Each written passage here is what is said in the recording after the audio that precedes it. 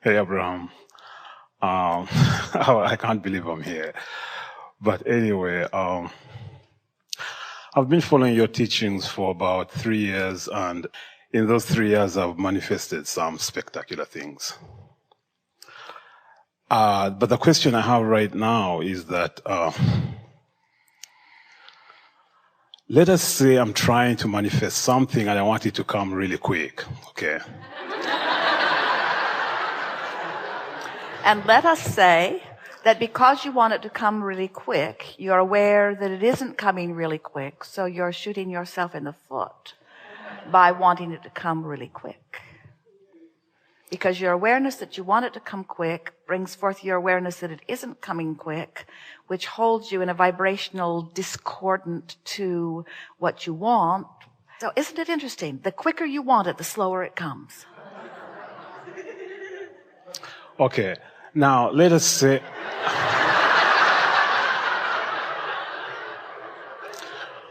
Okay, let us say that I'm using the meditation method.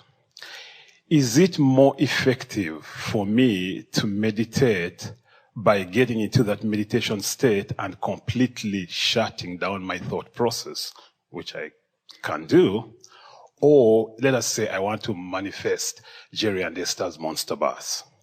Is it better for me to get into that state and visualize that bus and think about it and feel extremely joyous while thinking about it? Is that a more effective way of bringing the bus in, or is it better for me to just shut down my mind and just think about nothing? Well, it's a perfect question, and we're going to give you the perfect answer slowly.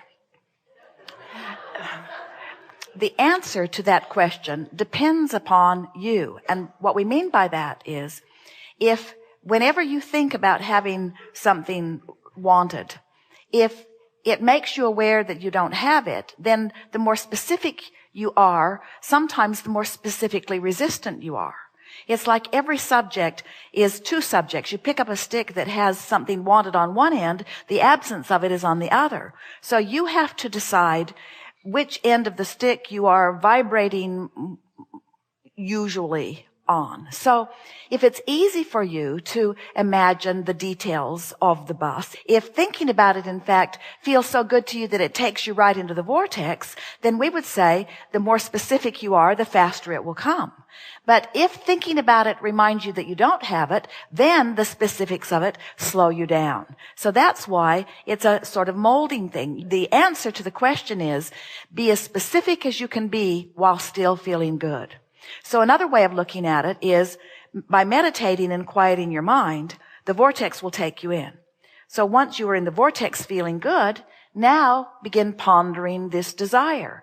And as you ponder it, if you're able to still remain feeling good, then ponder it with more detail. And if you still feel good, ponder it with more detail. But if you get specific enough that it activates your awareness of lack, then the vortex will spit you out. Then you start the process over again. Get into the vortex in whatever easy way you can. Maybe by focusing on some subject that every time you think about it, you easily get into the vortex. Esther has a handful of those. She cannot think about the treehouse back home in Texas without going right into the vortex.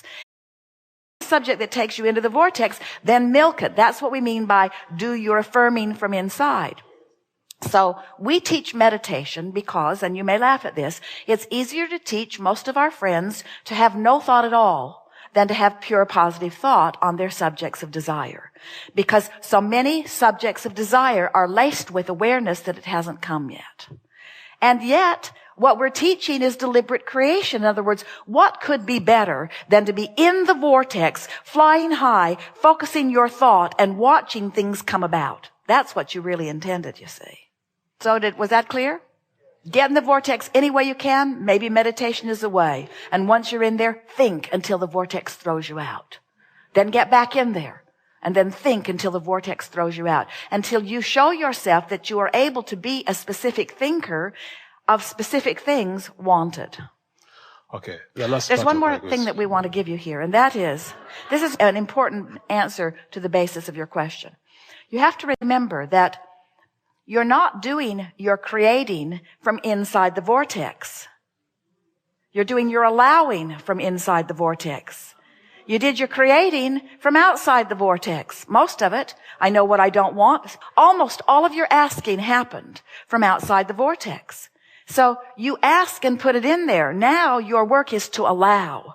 And sometimes when you start trying to create, it blows you out again. And here's the law that we want you to understand. The vibration of a question and the vibration of the answer are very different vibrations.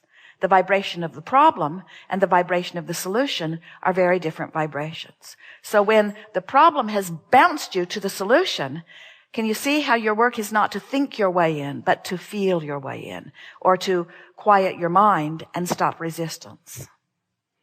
If you weren't doing that thing you do that keeps you from the vortex, you'd be in there.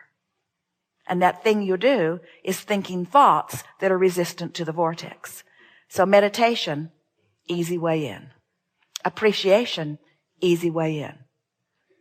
Chronic appreciation would hold you in the vortex. Chronic meditation would be a very boring life. Okay.